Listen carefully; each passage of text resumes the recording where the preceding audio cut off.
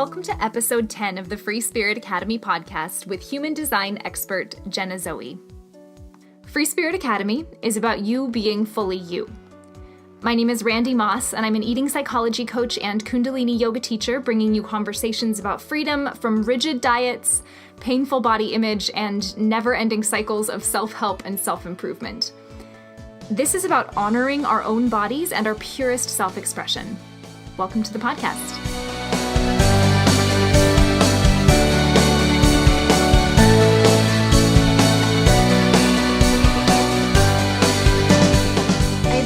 Really distinct memories of being drawn to a certain book or a YouTube video or a teacher, and before I knew anything about them, like even just seeing their picture, something in me is like, that.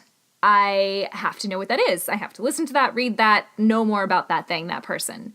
And in the case of what led up to today's conversation, it was a YouTube video. I was scrolling through, I don't know what I was doing, scrolling through my subscriptions on YouTube probably last year, and I saw this video that was titled something along the lines of Human Design and Raw Food.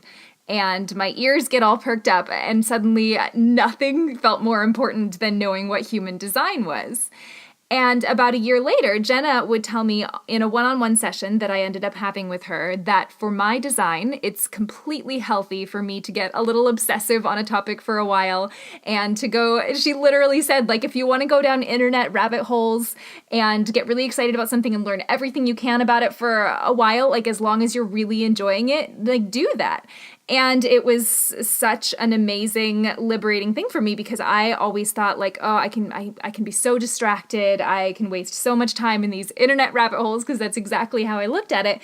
And she's like, no, if you're genuinely excited, like educate yourself about whatever it is that you're excited about. So that's exactly what I did after I watched this video with Jenna. I watched every video she put out and I proceeded to go find books on the topic and all of this. So, okay.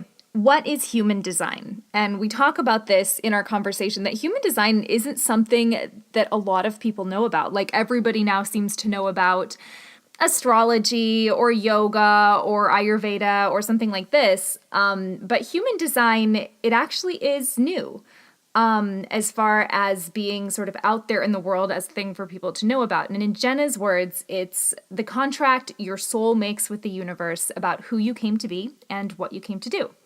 So it does contain elements from astrology and the chakras and the I Ching and the Kaballah. And if that sounds fancy, it's actually very practical and useful. It really takes the complication out of self-care and any idea of personal growth, meaning that we need to fix or change who we are. And it simplifies decision-making as we learn how our bodies speak to us. I know for the longest time, when I was on this diet roller coaster, on the diet, off the diet, binging, being a crazy person, I would read things about intuitive eating and like just listening to your body. And I was like, well, how, first of all, and maybe my body's broken and I've done so much, like I know too much nutrition information, I've manipulated my body in too many ways, maybe my body doesn't even know how to speak to me.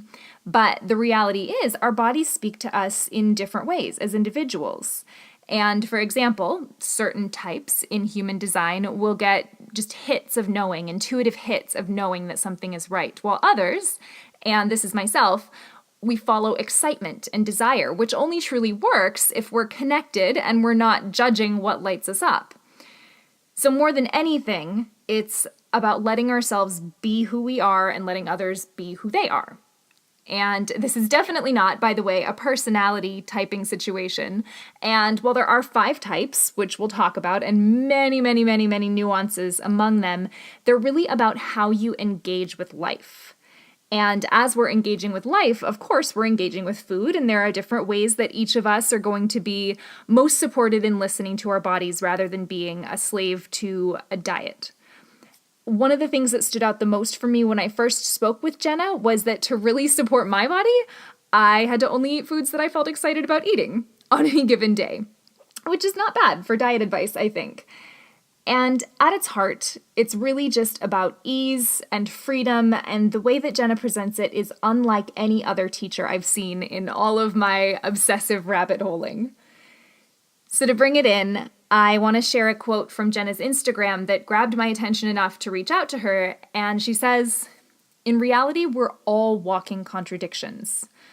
We're all both lazy and motivated, fascinating and boring, powerful and powerless, just at different times. Accepting your humanness is the first step to becoming your most fully realized self, and it starts with shedding the ways you think you're so different. We are all everything, and that is more than wonderful. Once you've detached from your old comfortable persona, you get to discover your real self, and that's where the fun begins.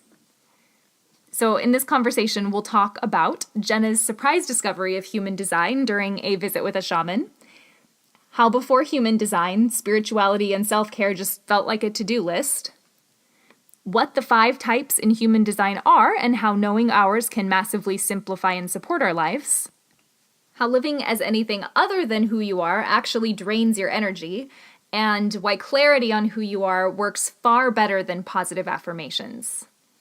I hope you enjoy this conversation with Jenna Zoe.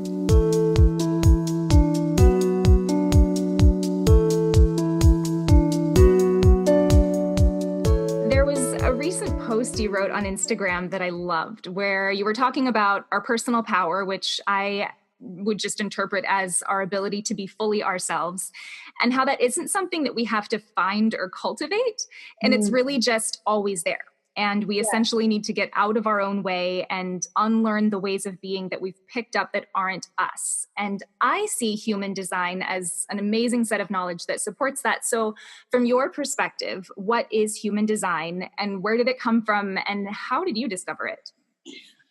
Okay, so human design to me, it's never been described to me this way when I was learning about it, but to me, it's really the contract that your soul makes with the universe before you get here about, who you come to be, what you come to experience, and also what karma you come to correct. So it's kind of amazing because the theory goes that the day you're born, you're already living as your natural sort of like your highest self, to call it that, because you're just living according to every inclination that is innate to you. And then obviously as time goes on, we get exposed to different conditioning from the outside world, from, parents and peers and school and society that basically pull us out of, listening to what our bodies already want us to do or are telling us to do. So really, I tell everybody when I do their charts that it's very much that the journey to becoming your highest self isn't so much about becoming something else. Mm-hmm. It's kind of about all the unbecoming that we have to do to kind of like strip away all of that conditioning that we've absorbed up until this point. Because like you say, like you reference that Instagram post, it's already that we're naturally kind of powerful and supposed to follow our divine path and have divine timing just kind of naturally unfold for us if we just are aware of, all the things that the world tells us to be that we don't need to be. I think that's so powerful, and it highlights the distinction between the self-improvement path and the self-love path. Not that there's anything wrong, right, with wanting to improve our experiences or like improve our understanding of ourselves, but for the purpose of being ourselves. Yeah. And Randy, like what resonated, like what the call of human design was for me was that I was in that kind of, I guess I was a whatever you call a spiritual seeker for years. And I just always felt like even in this space, there's still so much kind of like, unless you're trying every single day and pushing and pushing and pushing, then it felt like another thing that I have to tick off my to-do list every day and not something that was relieving me from any pressure. And I just really like the message that there isn't one kind of guidebook to suit all of us. So there isn't one way to be spiritual or one way to be, successful in life. And, sometimes what might work for me might block you, literally the same exact thing, something like, make a plan in your life. For some people that brings them up against so many blocks, and other people that just totally like, throws the path wide open. So I just really resonate with the idea that we're here to just be so, so individual. And even in the spiritual space, it's still very homogenous. Mm-hmm. And that was medicine for me. So I followed it. And I basically learned it off a shaman about 4 years ago. I had a session with a shaman and he did a bunch of different things on me. He did sort of like tuning forks. He did sound healing. He read my energy. He channeled my spirits. And then one of the things he did was take my birthday, put it into a laptop, and started reading a chart, and I had never come across it before. So, and I was into astrology and, all these different kind of similar modalities, if you want to call them that. And I just remember thinking, why have I not heard this before? And why have I not come across it, type of thing. And then after that, I just kind of like was ferocious in my appetite for figuring out more about what this was and the knowledge that it came to share. Right, because it's not very well known yet, I don't think. Yeah, well, the reason being because actually it was only really discovered in 1987. So how it was revealed to the world was that the man who discovered it, his name is Ra Uru Hu. He, in January 1987, he basically was in an 8-day meditation when he heard a voice speak to him. And it basically told him everything about human design and, all the inner workings of it and how it fused together a bunch of different themes from around the world. So it's kind of, it takes into account, the chakra system, the Kaballah tree of life, conventional astrology, and then also the Chinese I Ching, which is thousands of years old. And so it kind of just like blended everything together. And obviously the message was that it's, now is the time that we're ready to hear it, that there's a perfect reason why it was revealed only 31 years ago.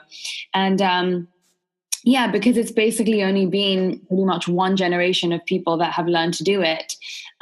It's really, really, we're like at the birth of this. Everything else that we kind of learn about, some of them have been around for thousands of years, like yoga and Ayurveda and astrology and all these different types of things have been around for, thousands of years. And human design is just like trying to catch up with them all, Mm-hmm, mm-hmm. And I like it because, like astrology, it's very nuanced depending on your chart, right? Mm-hmm. So it's not like a lot of people know their birth sign, and a lot of people maybe like read in the magazine something about their horoscope, and they may or may not, they might see it and see like, well, that's not me at all. But if you don't know your whole birth chart and all of the detail that goes into it, then you don't really know much at all. But there are some things that are fairly set for the different types. Yeah, I mean, it's funny because obviously as I'm teaching this more and more and people are trying to learn about the overview. So in human design, you have 5 different energy types, which is similar to saying, are you a Pisces or an Aries? Mm-hmm. Like you said, it doesn't reveal everything. But what your energy type does tell you is how you specifically are supposed to exchange energy with the world around you. And then obviously, like you say, when you look at someone's chart specifically, there's just so much other stuff to be told. So it's really difficult to get specific just knowing, one thing that you are or another different layer of what's in your chart. There's so many thousands and thousands and thousands of ways that it can pan out.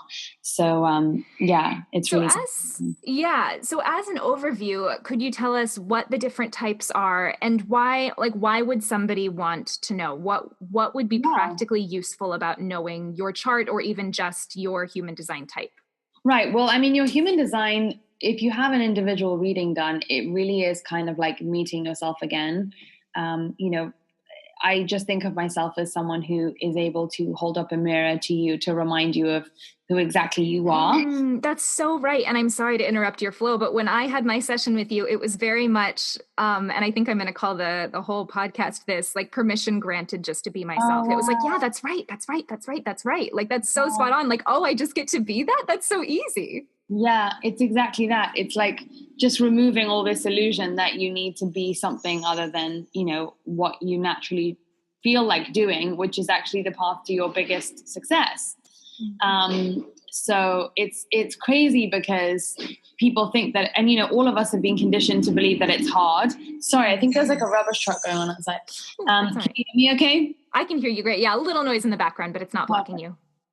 So it's really about, just kind of understanding that life is supposed to be easy, which none of us really, sort of believe anymore because we've chosen the hard path. And the reason is because we're coming out of an era of really deep conditioning where we were ruled by, let's say, dictatorships and religious dogma and, really, really heavy structure. And, it's kind of like we still have jet lag from that time, which is about 200 years ago when that stuff was really, the way that most of the world was ruled. And, in those times we were taught to believe that common sense was a way to kind of like be successful and the way to make your decisions and all of that stuff. And it's because if we all rely on common sense, we all kind of share the same-ish common sense. And so therefore, as a population, we're easier to control. Mm-hmm. So we're really, really working on up until 2027 when we're entering into a new era according to human design. We can touch on that later. But really our work now in the last 9 years is to dare to be so specifically individual, because it's kind of like if everyone is the puzzle piece that they're supposed to take on in the terms of their form, then, overall the picture is going to be better, right? So it's like we owe it to ourselves and we owe it to everybody else. Yes, which I think is so not contradictory, but it needs to be added to this idea that we're all one. And I think there can be this idea in the spiritual community that we sort of need to be homogenous, like because we're all one, we're all the same, but we are all pieces of one whole. And we do, like, not that just that we should be individual expressions, we are individual expressions. And to be anything but that individual expression is so painful. Yeah. And that's the thing is you hit the nail on the head. It just causes you so much kind of like, your soul is in pain because it said before it came here, I want to do this and this and this. And then it comes into the body and the body is trying to, contort it into something else. And it knows that that's not what it's supposed to be doing with this time.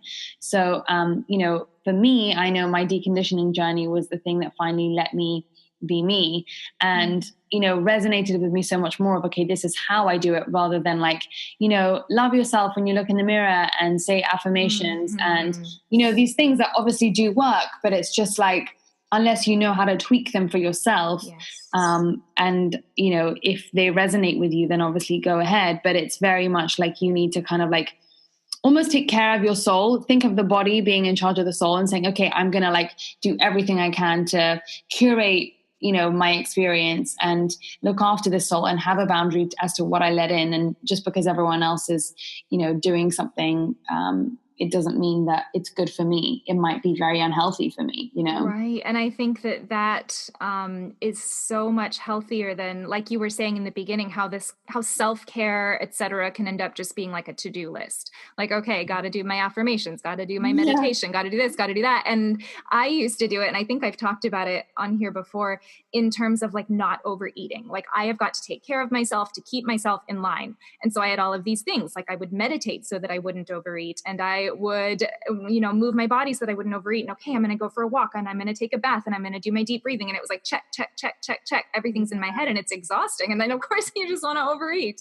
as opposed to like being so inside yourself and knowing yourself so well and knowing what it takes to take care of that self and to be able to express as yourself just authentically, which actually energizes rather than depletes. Yes, it's so true. And it's one of those things where like, when you know how to use your energy battery properly, then all of a sudden, all of us that feel tired or uninspired or, I don't know, bloated all the time and all these different types of things that really pull us back, those kind of just like disappear when you're doing the work of literally paying attention to your authentic authority in any given moment. And it's not like you do it for 21 days and it's gone or anything like that. It's just like, okay, I'm committed to, flexing this muscle of being in my body, rather than being in my mind. Oh, so you used the word authority. So maybe could we talk about what are the different types? And then according to each type, what does authority mean? Of course. So basically, if we're telling your listeners who've never heard about this before, like I said, there are 5 main energy types in the world. And remind me which one you are, Andy. We'll start with whatever you are. Oh yeah, I'm a generator. Okay, so you have generators, you have manifestors, you have manifesting generators, you have projectors, and you have reflectors. And basically what all that tells you is not that everyone who's a generator is very similar or everyone that's a projector is similar. All it tells you, the only thing they have in common is the way that they're supposed to exchange energy with the world around them. So let's take generators.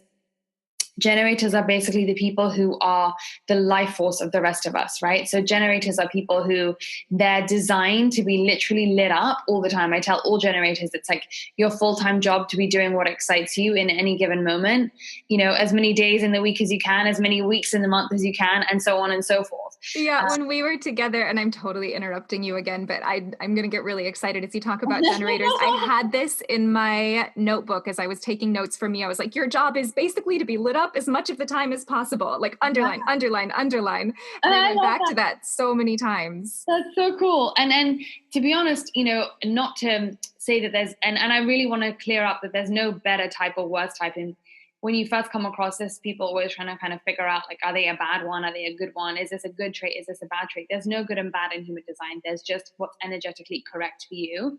And the only time it can express badly is when you're listening to your conditioning rather than your authentic self. So, right. Or and by that you could be, and I did this at first, judging what you are. So I was like, well, I don't want to be a generator, because generators are sort of the biggest population, right? Like it's most of us, or 30. like the biggest number. Yes. As opposed to some of the others that are smaller percentages. And I was like, no, I want to be special. I want to be unique. And I was like, oh no, I'm not unique. What's wrong? But then of course, as I heard it, I was like, oh yeah, that is me. And that's actually pretty great. And so I hear you on that. The generator that you are will be so different from, a generator that someone else might be. So again, it's so easy to get into that first one. I mean, I did too, when I first heard this, knowledge. I was like, well, why can't there be more this and that and blah, blah, blah. And it's just like, well, that in itself is part of the effed up conditioning that got us to need human design in the first place. Mm-hmm. So you have generators, and basically generators are the life force for the rest of us. They are the people that we literally get energy from and that inspire us to do stuff in our lives, because they are run. Think about an energy generator, right? What does it do? It gives energy to other people, right? So generators are basically here to light other people up, to inspire other people, to energize other people. But they can only do that when they themselves are following the path of what lights them up. Because if you think about, you basically have to power yourself up. And that's when you have so much to spill over that you can walk into a room, and just from being in your aura, that makes me more productive, or that makes me more lit up, or that makes me more happy or something, right? So generators, the biggest part of being a generator, the biggest portion of your deconditioning as a generator is to understand that it doesn't benefit anybody to do things that you don't feel like doing. So, a lot of generators have basically been taught when they were younger that, if they did something that they didn't want to do as a kid, they got praised by their parents, like, well done for doing something you didn't want to do, and compromise is good. And, things like, you have to go outside of yourself, and you have to be selfless, and you have to, duty and love are the same thing. A lot of the time we get that conditioning. So the main thing with generators is to understand that you can't fake it with your energy, in the sense that if you try and make other people happy by doing something you don't want to do, you still can't have that effect on those people that you wish to light up, right? Mm-hmm. And so really with the generator, it's all about listening to what excites you, what lights you up. And then not only that, but, more importantly, being brave enough to say no to radically all the things that, don't excite you and don't light you up, because what that does is that blocks, it's kind of like holding something in your aura, and therefore there's no space for the universe to send you a yes if you're saying yes to all these things that should be no's. Mm-hmm. So it's kind of about keeping your energy clear of things that you really just don't have that kind of like physical response of like, yes, that sounds so exciting, I love that. Yeah, I'm glad that you said the physical response, because that was really how I learned to follow it. It's that sort of, if you get this audible, like, oh, yes, that, or like, oh, no, like it's in your gut. It just comes out in this, for me, like a very guttural vocal thing when I'm learning 100%. Or when I'm following or not following something. And that's exactly it. Generators are basically ruled by the second chakra, which is the sacral chakra, also what we call the gut. So when we talk about, what's your gut feeling, or what does your gut tell you, or whatever it is, it's a very primitive, in a good way. It's very basic. It's very black and white. It's either like, yes, I'm excited by this. And you might find if you're a generator, you sit up you sit up a little bit more in your chair, or you kind of like sink in, or you, as you say, like, hell yeah, or yeah. Mm-hmm. Mm-hmm. Or you might go, or nah, or any of these different types of things. And that's really the thing you're supposed to be listening to above, the brain, which is saying, should this, should that, should this, should that. And that's for everybody about the should. But obviously different types need to listen to different parts of their bodies. But that's really the main thing for generators, is because they've come to believe that their worthiness comes from, putting their own needs aside or their own excitement aside to please other people. They really need to start understanding that when you light yourself up, by default, everyone else that comes into your aura wins as well. And it's about trusting that mechanism is always in place and available for you to tap into. And we don't need to kind of like figure out how to do that. There's no need for like strategizing here at all. It's very much like, okay, the universe is literally sending me to these things because it's lighting me up. Like I'll always say to generators, your desires aren't random. They are literally like the divine inside you. It's your compass that's showing you where to go in any given moment. So it's not like, oh, my desires are just these random things. Like there's a reason why you enjoy, whatever lights you up, Randy, isn't what lights another generator up, right? So it's very, very mapped out because it's trying to show you where to go in any given moment. Right, which is so opposed to what we've been conditioned to, which is like, be careful of your desires. Your desires can lead you astray. And it's a lot of, I think, religious programming, and we're not trustworthy. The body isn't trustworthy. So it can be hard to learn to trust that.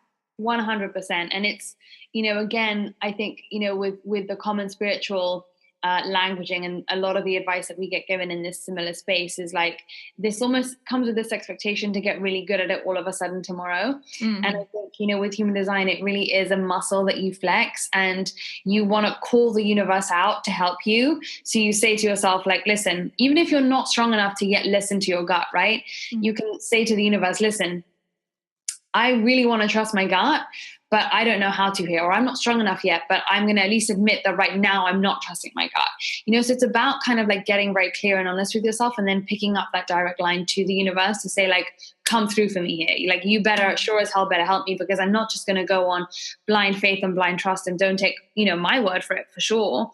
It just is about saying, okay, like, I'm going to try and trust my gut. Give me, like, send me things that are going to help me see how I don't, or how I do, or whatever language kind of helps you in terms of the way that you speak to your divine, your God, your spirit, whoever you want to call it.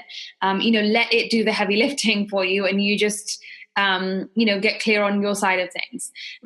So I think that relieves a lot of pressure from people, especially generators, who are the doers, who are the ones that are, that life force in motion. They're here to dance with life and, really kind of like, co-create with the universe. But it's very much like, use that for a fun stuff, and not, burn it out on figuring out how to do things and how to make everyone happy, and how to, how is this going to play out, and I need to know the future in order to commit to doing something in the now, and all that stuff. And you find that all of a sudden your energy just becomes so much cleaner and clearer, because you're not draining it on things that we were never really supposed to do in the first place. Right. So just because generators are sort of the life force, and I've heard people describe it as the workers, and I see that, but it's meant to be your creative work, your authentic work, like not just working yourself to the bone. That's not going to be energizing. Nobody is designed to do that. And I think that it's really, I'm so glad that you brought that up, because it really is a common misconception that, like, oh, the generators are the workers. And then people feel awful that they feel like, oh, did I just pick here to, come and be the slave type of thing? And that's not true at all. The generators are basically people who, like I said, they're here to dance with life. It's what excites me, and how, then I'm going to respond to that and follow that. They're here to be in joy. That's really what generators are, is they're supposed to be these sparkly, juicy people, that kind of energy that's really magnetic and fun to be around. And that's, if you are a generator, that's usually what they end up longing to be, is like someone who's really, bright and shiny and just kind of just like such a pleasure to be around. And in themselves, just lit up the whole time. So that's really all there is to it. And I kind of resent this misunderstanding that, they're the workers, because if you're doing something you love, then work doesn't come into it anyway, right? So no one is really here to slave away. That's not how the system was designed at all. Like, think about how, like, the magnitude of a soul. Do you think the soul came down just to work? Like, it sounds ridiculous. Right. Particularly work on somebody else's watch, time, agenda, etc. No. 100%. Or worse, our conditioned agendas. Yes. Yeah. Okay, so that was generators. Beautiful. What's next? So you have manifestors. Manifestors are basically people who, they really are the sort of, how do I describe it? Like the whirlwind people. And when I say whirlwind people, it's kind of like the people that whoosh in and whoosh out. They're very quick with their energy. They're very, they're people that are designed to really have a big impact on people. Again, that doesn't mean that they have to be loud or that they have to be super famous or rule a country. Traditionally, manifestors were, the people that did rule countries throughout history. And what that means is that with manifestors, they are really here to make an impact. They will walk into a room and people will feel their impact, whether they've noticed it or not. Like manifestors are just people with that very strong energy. And so manifestors, think about a child manifestor that has this big, big energy, right? And this very whirlwindy type of energy.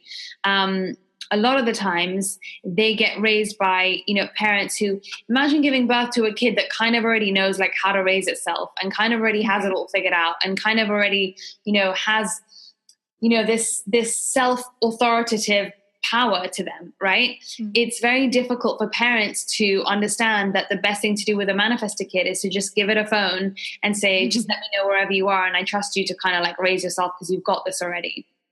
So what happens is that most manifested kids get, shrunk a lot in their childhood or told that they can't just do whatever they feel like doing in any given moment. And that's really what manifestors are here to do. They're supposed to just listen to their spontaneous urges and just go out and create. Manifestors are really the people that are, they don't need to wait for a sign from the universe. They don't need to ask for someone else's permission. They're here to be totally like, this is what I feel like doing, so that's what the F I'm going to do. Like that's really what the manifestor is. And, regardless of what other people think. And so the difficulty with them is that they often get raised to care too much about what other people think because their parents, will put them into a box and try and keep them a little bit small.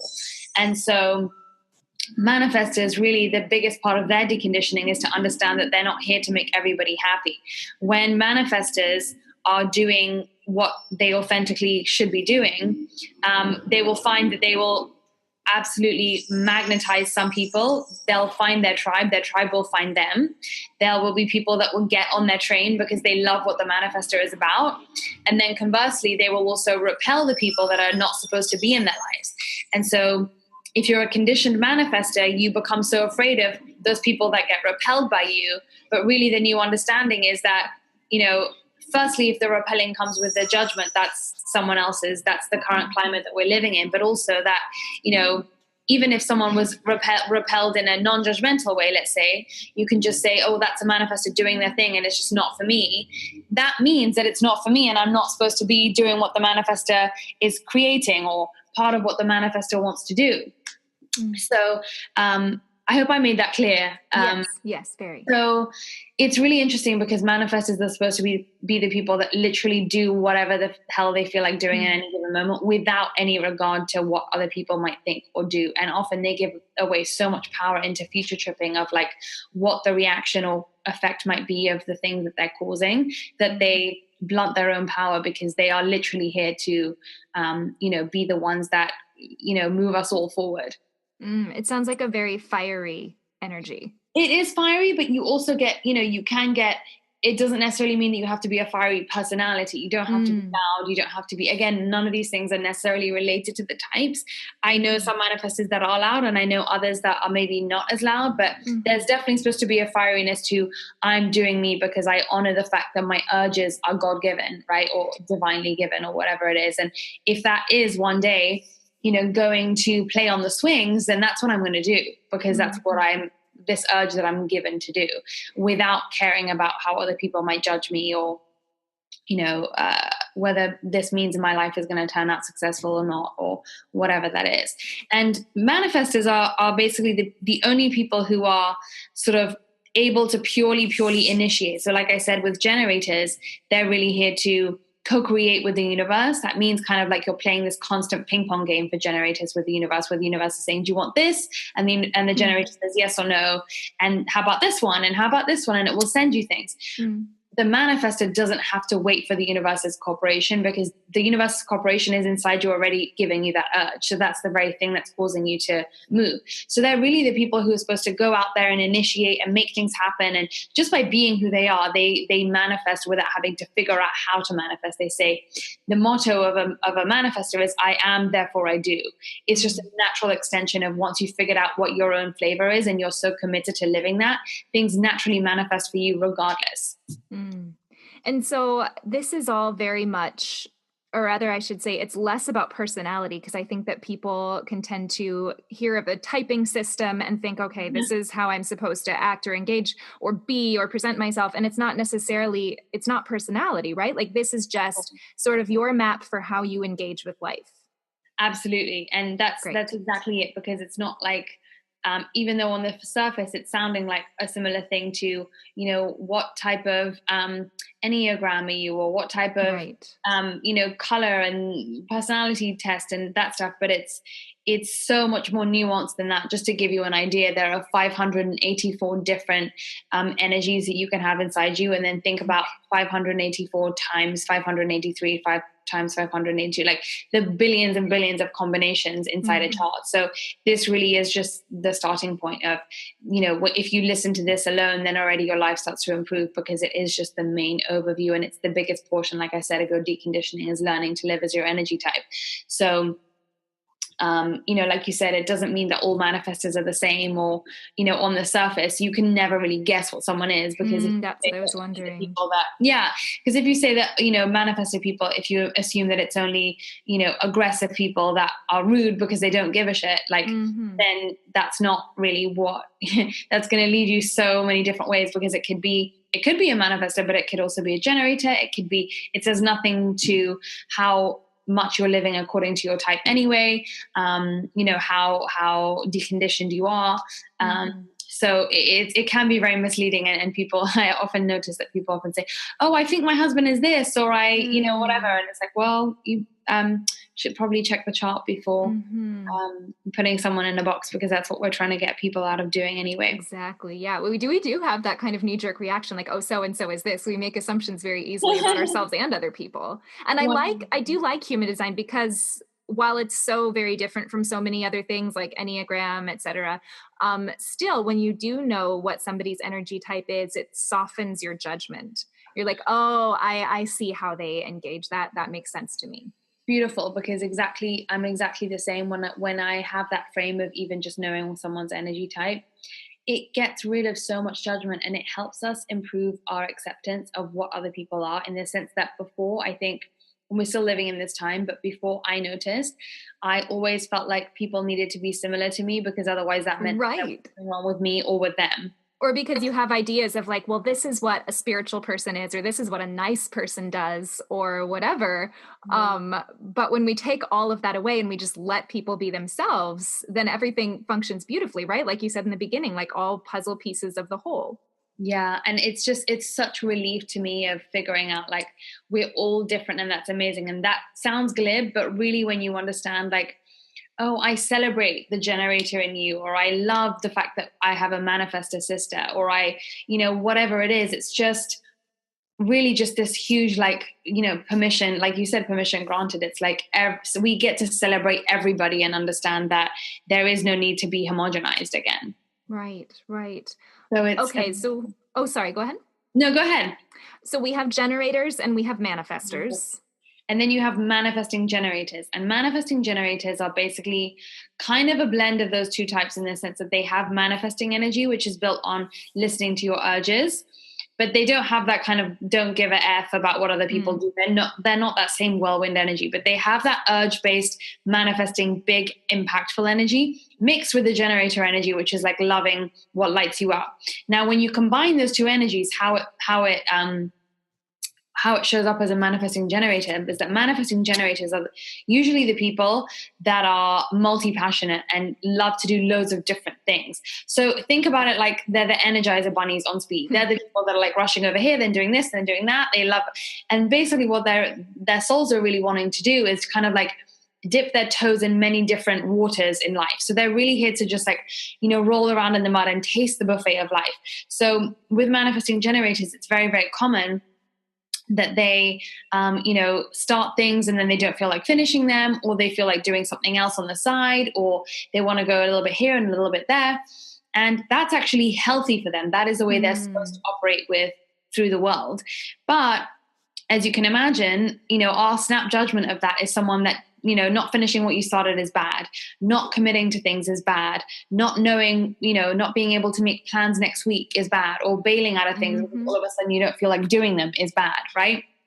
So with manifesting generators, what they have to understand is that it's really difficult for the rest of the world to really, understand you, in the sense that you don't like to be, on this one path. You don't like consistency necessarily. And so with manifesting generators, I tell all of them that, if you feel like doing something, if you get that urge to start something or to do this new career or to start a business, let's say you start that business, what happens to manifesting generators is that in that starting phase, they get a surge of mastery, which means that they learn very, very quickly how to get really, really good at something. And therefore, they don't need to finish something or stick it, stay the course or do it for 5 years in order to get the lesson or the skill or whatever it is that they were supposed to pick up in that thing, in that phase, before they move on to the next one. So often the world will condition them to kind of like stick through things longer than they should have, when actually they've already picked up whatever lesson it was that they needed to learn anyway. So I say to all manifesting generators, you have to trust that when you get to the end of your life, you'll see how it all makes sense and how each different phase kind of led up to you doing what it is that, where you ended up. But they're never going to be those people that just want to, grow up doing one thing and one thing only. And so they really are sort of supposed to work on, similar to the generator, they're supposed to work on doing only things that light them up, but they're also supposed to be okay with being the people that are all over the place, because rather than see that as your weakness, that's actually your power, because being all over the place is because you have this bigger energy than everybody else, that you're able to kind of do a bit of everything. And what I will say is that manifesting generators and generators, if you're ever burnt out or tired or frustrated, that isn't how you're supposed to be. That's a sign from the universe that what you're doing is not really what lights you up. You're not being true to only doing the things that excite you, because when you do things that excite you, and you can probably verify this, Randy, when you're doing something that lights you up as a generator or as a manifesting generator, it's almost like that thing gives you more energy. It doesn't drain you. Yeah. So whenever you're drained or you're uninspired, and maybe you're listening to this thinking, this manifesting generator doesn't sound like me at all, it's because you're doing something that isn't like you, lighting you up. You're trying to fit yourself into a box, or trying to do things the way that you quote unquote should be doing it, rather than really listening to the gut. And I'm seeing with every one of these how much deconditioning work we all have to do. Because in a world that doesn't know that we are meant to be these different unique expressions, there is going to be the constant judgment on the generators for like, oh, you just do what makes you happy, or on the manifesting generators for like, oh, you never finish anything. And people feel like they have this right to justify, and they feel very, I guess that's it, righteous in doing that. But when we are really honoring who each individual person is, there's just going to be this flow. But I think until then, we're going to have to be okay with being judged. Yes. And there's this idea that like, be yourself and everybody will love you, but that's not necessarily true. Be yourself and you'll find your people. You're going to be more content than you ever have been in your entire life, but not everybody is going to think that you're the greatest thing ever. 100%. And that is because, like you say, we're living in a world that is so conditioned. And therefore, if you're listening to this, or you've done your chart, or you're exploring your deconditioning, you're really on the frontier of helping everyone else decondition. And so therefore, if you kind of volunteer to come in and really work on being your authentic self, it's the minority in all of history that has dared to do that, if you put it that way. So it's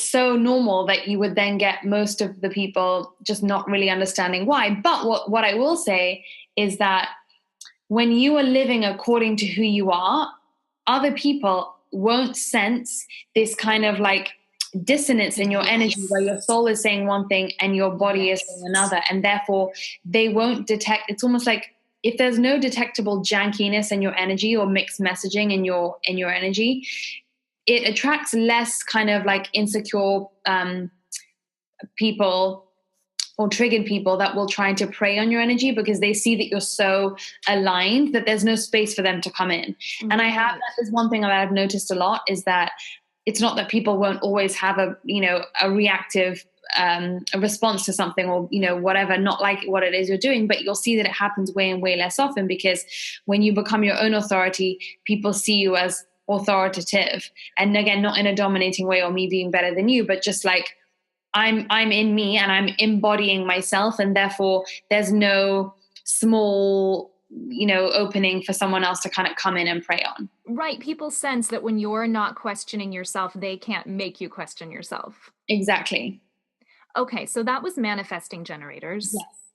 And just to say, obviously, this is an overview, so we could, Sure. we could do an hour on each type and still have more to talk about. But yes, I hope that that's giving enough of a flavor to all the different types. And then you have projectors, and projectors are really they are people who see into other people in a really in a way that no one else can.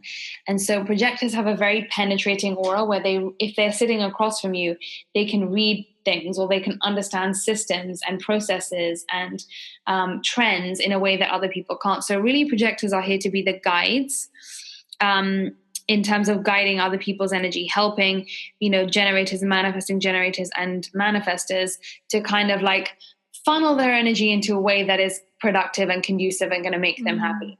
And this is a smaller percentage of people, am I right? Yes, this is about 17% of the population. This is what the literature says, all these percentages, but it's interesting because I'm kind of refining a theory that, based on however many people I've read for, those proportions don't really stack up. So the jury's still out on what's common, what's not common. I guess, there's a part of me that thinks like, well, how do we know that, Africa isn't full of projectors? Like, we just don't know, So anyway, but yes, in theory, they are 17% of the population and growing. And projectors are basically, I like to say that they're kind of the birds that are sitting up on the trees that can kind of like see into things in a way that other people can't. And what happens is, if you think about the bird on the top of the trees, because they are the minority, the birds get FOMO and they try and come down onto the ground and play like the lions and the tigers and the hippos. But they are what we call non-energy beings, which means that they don't have the sustainable, their own energy force or life force to, do as much as what everyone else does. So, the biggest portion of deconditioning for projectors is to understand that you are not supposed to be here to be this like doer that's like super effective and productive. And this thing that we praise in people where it's like, oh, this girl boss, or this like, this high achieving kick-ass, and it's like, it's not that you can't be successful by any means at all. It just means that you have to understand that the way for you to be successful is very, very different than with other people. You cannot go out there and just start things and initiate things and like the other types can. It's much more that, projectors have to, almost like I said, get back on that branch and start observing things. And really the path of a projector to becoming successful is about increasing their own wisdom, working on what it is that they see, like really honing that niche, right? Of getting really, really good at whatever it is that fascinates you and becoming almost genius at whatever fascinates you, learning more about it, cultivating your wisdom by observing the world. And then really how projectors manifest is by other people inviting them to share their knowledge. So it's never that like I could reach out to you and say, hey, Randy, like I want to do your human design. I'm a projector. I think I could help you by doing your human design. Let me tell you what you don't see. That wouldn't go so well because energetically, if I'm volunteering what I see, it's kind of like throwing a ball up against the wall, just going to bounce right back at me. There's no opening in you that has said, I want to receive, some guidance, right? Or I want to know how to correct my path a little bit or what I can do. So it's very interesting because a lot of projectors, when they grow up, they get called bossy or pushy, or people don't appreciate them. They feel unappreciated because they feel like, oh, well, no one sees what it is that I see. And that's because they're kind of not. And so projectors, they really have to, wait to be invited before they share what it is they know. And it can be very uncomfortable because what happens is that it entails, at the beginning at least, a lot of waiting around to be invited, right? And you're like, well, how can I make things happen if I'm just waiting? And, we live in a world where it's like, tomorrow is better than 2 years' time.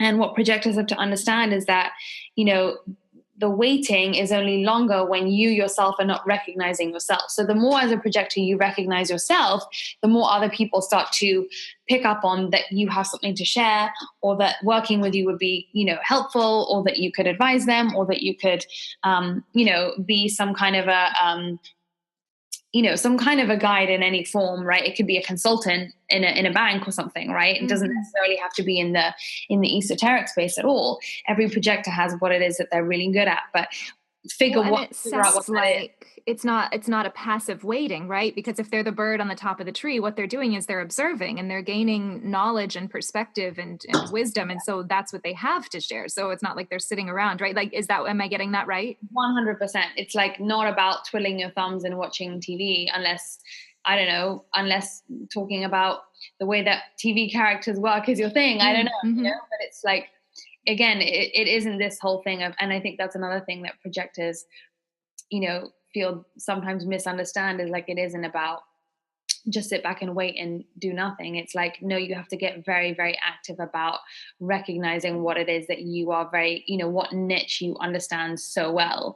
And, the more you indulge in your learning and your education, in whatever way that rings true for you, the more that's in your aura. Like I said, when you walk into a room, people sense that things, right? And then people go, oh, what do you think about this? It can happen to any of us just by being in a grocery store, because our aura is always following us. So the more we nurture that aura and help it be aligned with us, when we walk into a room, our messaging is on point with our authentic self. And that's how, our divine path starts to unfold. And that's for every type.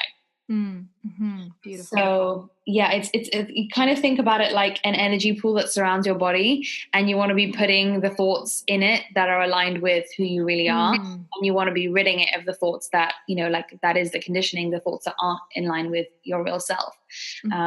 So it took me, just as a personal journey, I was living so heavily conditioned before this, before discovering human design. And I was, trying to be everything to everyone and have like 3 businesses and run around and do the deliveries myself and manage the production and do this and do that. And doors never opened for me. And the second I started to do more of, living my life according to the way that my energetics are supposed to function, there's just an insane amount of flow when it feels like all of a sudden, oh, I've had to do nothing to get this flow, when actually what I've done is live my design. Right. There's just so much ease in it. And it's so different from, like you said, sort of supporting ourselves with the thoughts that are actually true about us versus the ones that aren't true. And I think that people try and go about this sort of thing with like positive affirmation, positive affirmation, positive affirmation. But really, it's just clarity. It's seeing like, oh, that's not even true about me. And then you move forward. That's so beautiful. I love that. Yeah, it's there's so much more flow to it. And I think we've made things way too complicated. Yeah. And it's become so heavy as well, Yes. like we just believe that this, like the physical matter is so like set around us and we're so stuck in it, and it just becomes so kind of ugh. Whereas we're all alchemists and we can, matter is mostly empty space anyway. It's like, it's so dictated by what we choose to put in our energy field. So it's like you said, it's meant to be easy, and I even forget that myself. They say that it takes 7 years to decondition yourself, even to the first sort of like rung. And 4 years in, it's still so easy for me to forget. Like, sometimes when I buy into things being so difficult, I'm like, what? Hold on a second. Like, that better than this. So start believing better than this. Don't let this old rubbish come in, because it's really our job to try to, be the innovators for the new world way of doing things. Right. So, and I think because there's so many years and generations of conditioning, we have to be so gentle, like so sweet with ourselves. Like, when I talk to myself, it's like, oh, sweetheart, you're like, you remember this thing doesn't work. That's not real. That's not true about you. You don't need that. And it's never a like punishing sort of like, oh my God, you're doing that thing again. It just, it's going to take more than 7 years. Like if we go about it that way. But this stuff is old. Yeah. I think you decondition for your whole life. It's like, not this thing that you've done and then you can check it off your list, but it's exactly what you say. You have to be gentle. It's, I think I mentioned earlier, it's not that you wake up tomorrow and you're like, I've done it. I'm fixed.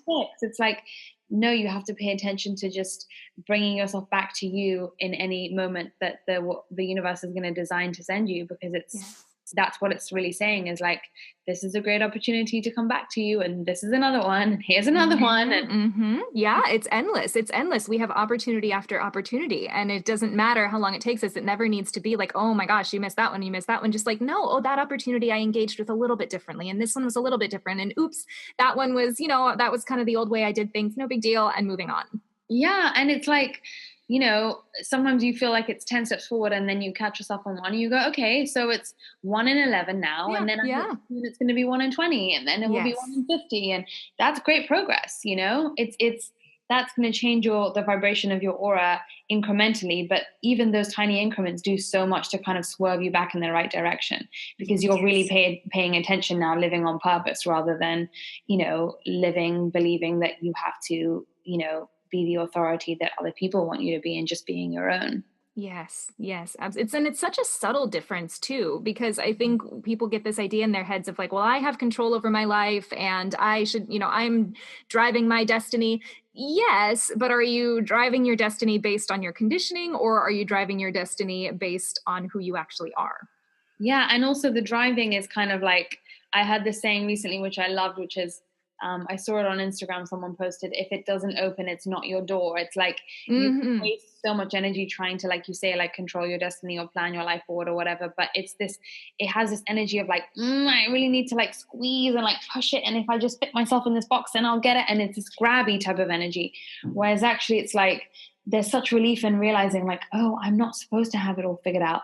Even 5-year plans go wrong. Guarantees are illusions. Like, why are we even operating on this basis that just because we know how something is projected to happen, like it makes us more large and in charge than other people that don't? Like the wise people are the ones that know that they have no clue, and like none of us do, Yeah. And so we could live in that delight of not knowing. Yes, absolutely. So there's one more type, correct? Yes. So then you have reflectors, and reflectors are basically only 1% of the population. So they're really unusual. And the idea with reflectors is that they are, like the name suggests, they are so energetically open that they are able to basically reflect back to you the level of your own self, the level of your health, the level of your mind, the level of your, spiritual health, physical health, whatever it is.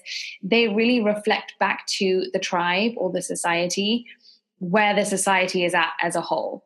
And this sounds so kind of like, unconcrete, but really what it is they are people who have no definition of their own. They aren't like this kind of person or this kind of person. They really are people that change according to where they are and who they're around. And so traditionally, every tribe basically needs a reflector to kind of like almost be the thing that they go and consult when they need to know where we're at as a whole. And so reflectors are really in service to the rest of the tribe. But because they are so ever changing and so open, being like that in a world which tells you have to know who you are, decide who you are, who are you, all these different types of things, it can be very confusing for reflectors, because sometimes they'll be like this and sometimes they'll be like that. If they're living according to their design, they're supposed to embrace not knowing who they are, because it's almost like they have to give up their own attachment to having a sense of their own identity in order to truly be the one that reflects back to others what it is that they are. Right. You're so right. This idea that we have that, like, if you're authentic, you're the same person here, then you are the same person here. And you see, you don't filter yourself or whatever, but it doesn't sound like you're saying that this person is filtering themselves. They're sort of seeing, who they are, what comes through in different environments. They're the ultimate chameleons. They really are. And when they embrace that, that's when, that's when they reach their real power. And I've only ever, because they're so rare, I've read for about 6 of them, but I've only met one that was really living his design. And it was great for me to see, because I really got to understand what the power of a reflector who is living his design can do. It was actually an amazing story, because I was just new to human design at the time. And I was actually buying a book on human design here at the Mystic Journey bookstore in LA. And he said, "Oh, human design." The guy behind the counter was like, "Oh, human design." I was like, "Yeah." He's like, "What are you?" I said, "I'm a projector." I said, "What about you?" He said, "I'm a reflector." And I said, because I knew what they were, I said, "Oh my gosh, tell me what you see. Tell me what you know. Like, what is it?" And that's different from the guidance that you'd receive from a projector. A reflector is literally not someone who has to think about it or cultivate their wisdom on it or whatever. It's just however they feel at the time is what they will give back to you with their energy. And you will see so much in yourself from that, if that makes sense. So it's not like a getting really good at your knowledge type of thing. It's like giving up the need to constantly be this or that or X, ABC, label yourself as this person or something. So it was amazing because I'll never forget, it was a full moon of Cancer a few years ago. And I was here with my, at the time, partner. And the night before that, he had really upset me, and I was wanting to break up with him, but I was in LA and I was far away from home, which is London. And I said to this reflector, what is it that you see? And he said, you need to break up with this guy. He's not right for you. And he was able to sense it from my energy. He wasn't psychic, but it is borderline psychic with reflectors because they have potential for so much wisdom. And again, that's not to say that other types can't be wise. It's just a different type of wisdom where you're just so open that you just literally pick up on anything and everything.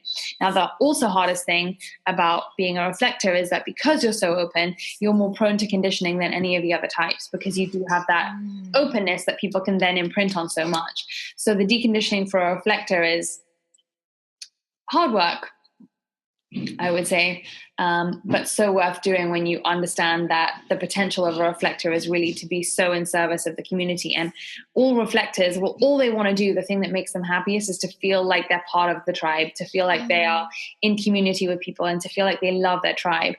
And so when a reflector is really living according to their design, they find themselves in the middle of the tribe, which is where they belong, right? Because it's that person that we all should kind of come and consult whenever we need to about where are we going as a whole type of thing. And that's the person that will reveal to us most what's actually going on. And so in living their design, they get what they want, which is a real sense of like belonging and loving their people. Amazing. So how does this all tie into learning to listen to our bodies when it comes to taking care of ourselves, when it comes to eating, when it comes to this sort of diet culture, cookie cutter, one size fits all, eat a certain number of calories, have a certain result? How does each type learn to feed themselves and care for themselves according to what actually supports them? Okay, so human design has so many layers when it comes to food, in the sense that it will literally tell you if you're supposed to eat hot foods or cold foods, or little and often, or 3 square meals, or inconsistently, or whether environment affects you more or less. I mean, there's so many nuances, but what I will say is that manifesting generators have a very fast metabolism, because if you think about all that energy that they have, it's like they're just burning through that way more than other people will in the course of a day. So with manifesting generators, what they need to understand is that this kind of like, trying to eat the same way that other people eat, or not even in like People magazine, but even on a health and wellness website, what this person eats in a day or whatever. And it's like, a smoothie and then a salad and then I don't know what, a grain bowl at night. It's kind of like, manifesting generators have that bigger appetite. And that's literally because they just burn off more. Even if we were doing the same activity as a manifesting generator, they would just burn off more doing the exact same thing as us. So with manifesting generators, it's important to understand that you have a really fast metabolism, and that it's important to start to listen to that. With generators and manifesting generators, that same principle of being excited by something is really important, because I remember you saying that to me. You were like, don't eat anything in a day that you're not excited about. Like if you're not feeling kale, don't eat kale. Yeah, 100%. Because again, that's not random and weird. It's like, there's a reason why your system is saying, no, I'm kind of like not into that at the moment, or yes, I am, So that's with manifesting generators and generators. Projectors, Actually, they need to eat little and often, more often than not. It's kind of much more about like, little snacks throughout the day, because they don't have that energy to kind of like burn through large meals. They don't have that fire of that gut that a generator does, or that a manifesting generator does. And therefore, if they want to kind of just graze, that's usually better. And to not kind of ever eat too much in one go, but then obviously also be careful of under fueling as well.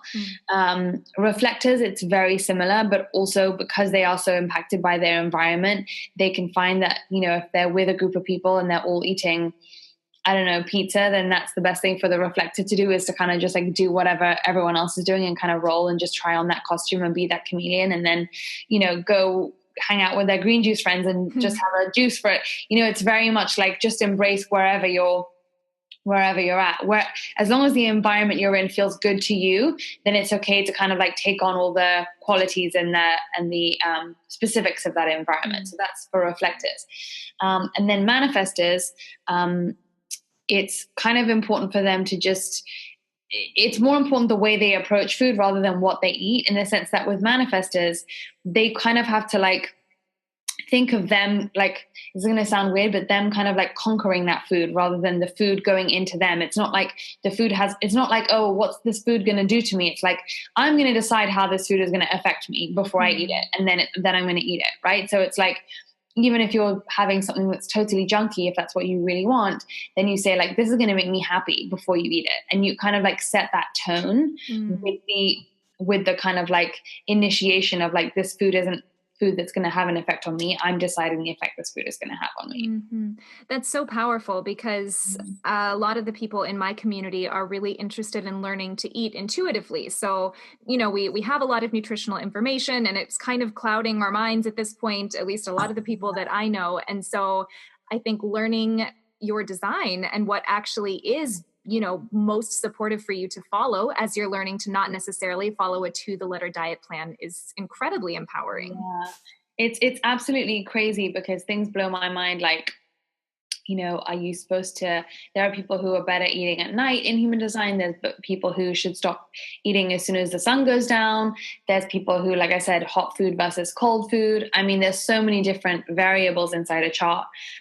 But really, there's a lot of manifestors that I tell, manifestors and manifesting generators that I end up telling, if I see that they're too in their heads about food and stuff, go on a cleanse. And the only cleanse you need to do is like reading and learning more about wellness, because it's the last thing you need, because it's taking you out of your own, feeling, which I think is probably, to some degree, applicable to all of us. But it's just like, that is the only cleanse I think we need, is like not over intellectualizing all this rubbish about, well, this is the new thing and we need to have this. And, now all of a sudden everyone's doing this collagen thing and, CBD oil and blah, blah, blah. And it's just, when you kind of remove yourself from it, you really understand that it truly is kind of madness, this idea that we all need to eat and fuel ourselves the same. Because if you think about, the soul is the one that has the contract with the universe. What it chooses is to have is a body. And in order for ultimate differentiation and uniqueness to happen,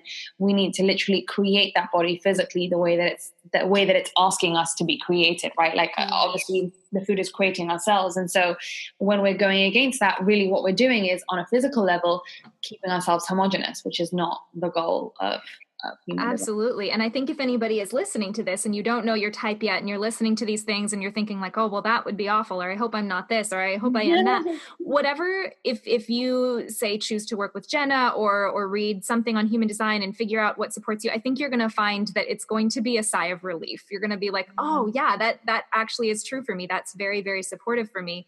And as to what you were saying about kind of, stepping back from all of the information madness, for me as a generator, I've found that sort of gut excitement works in that area too. So I follow the gut excitement of what I want to eat and also what I want to learn. So there's so much, different things are popular in different days, and there's different teachers and different books.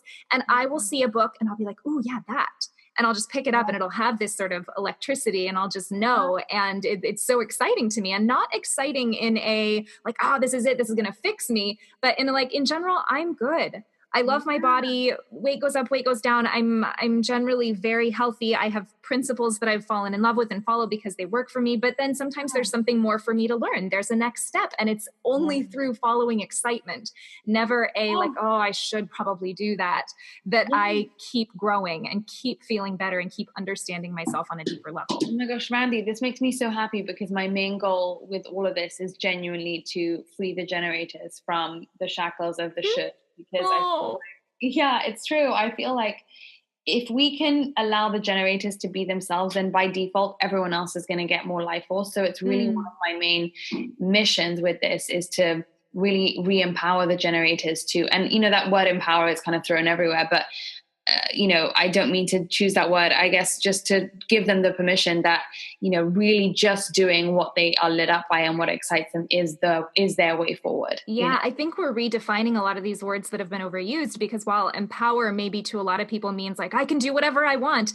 Really, I think what it means is you can just be who you are. And that is so powerful. And you're right. Like the generators being this sort of core life force, when we are free of the shoulds, then we are serving everybody. Whereas when we're doing what everybody thinks we should do, we sort of think, well, this person will be sad if I don't do that, or I'd be embarrassed if I didn't do that. It's not actually serving anybody. So in the spirit of that, to tie this up, this being the Free Spirit Academy podcast, I define a free spirit as you when you just get to be yourself. That is it. Nothing else. How would you define that for yourself when you think of a free spirit? Wow. I feel like living authentically is everything.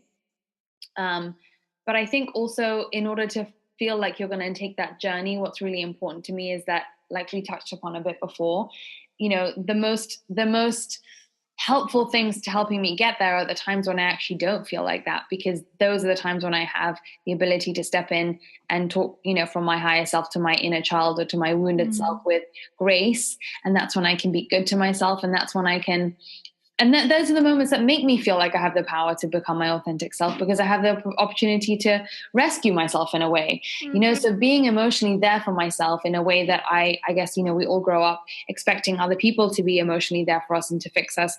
Those moments when I have the ability and I turn around and I go, hold on, I've got this. I can do this to myself now, and I can rescue myself. That is really, ironically, when I do feel the most, sort of satisfied and fulfilled with life, because I just go, okay, I get this. It's an inside job, Absolutely. That's so beautiful, because like you're saying, if our inner child or that wounded part of ourself is running the show or saying like, I'm going to be authentic, then it's still very conditioned, and it's still very much about like, what is this going to look like to other people? Whereas when you step in and you're witnessing that part of yourself, then you're actually being authentic. Then you do have power. Then you are free.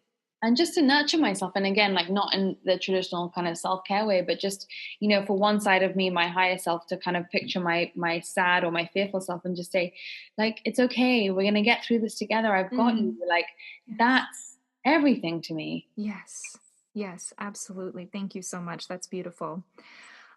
So we'll have the links to your website if people want to set up a human design reading with you. Is there anything else that you want people to know about your work, about human design, or where they can see their chart before they work with you? Yeah. I mean, if you're kind of listening, if you've listened to this podcast and you now go, I wonder what energy type I am, you can get your free chart on a website called mybodygraph.com. That's nothing to do with me. That's just the software. And that's, I should say, I also did that. And that was useful to a degree. And just to be aware again that they have explanations of things, and it's very kind of like segmented in the sense that it will say this means this, but you need someone to kind of look at the whole way that all these different energies combine, and it might not always sound like you in the body graph. So try not to take that so literally, but for sure it will tell you what your energy type is in the first instance. And then, my website is just Jenna Zoe, JennaZoe.com. And I have like a bunch of videos there on what different types of human design elements, and you can book a session with me there. And I'm on Instagram as Jenna Zoe Daily. I post like little, nuggets of, the different nuances of human design on there too. So that's pretty much everything. Beautiful, wonderful. We'll have that all linked below. Thank you so, so much for this. I think this is Thank going to you, be really, Mandy. really valuable for people. I'm so happy. It sounds like you're really living your design, and nothing makes me happier than generators allowing themselves to be lit up. So thanks for showing me that it does happen. Oh, thank you so much. Thank you so much for listening to this conversation. Before I wrap things up, I want to invite you to come join the private Free Spirit Academy Facebook group, where I post videos, offer support, and answer questions on all things food and body freedom. And you'll also get a free copy of my ebook, The Eat to Feel Good Diet. I hope to see you there.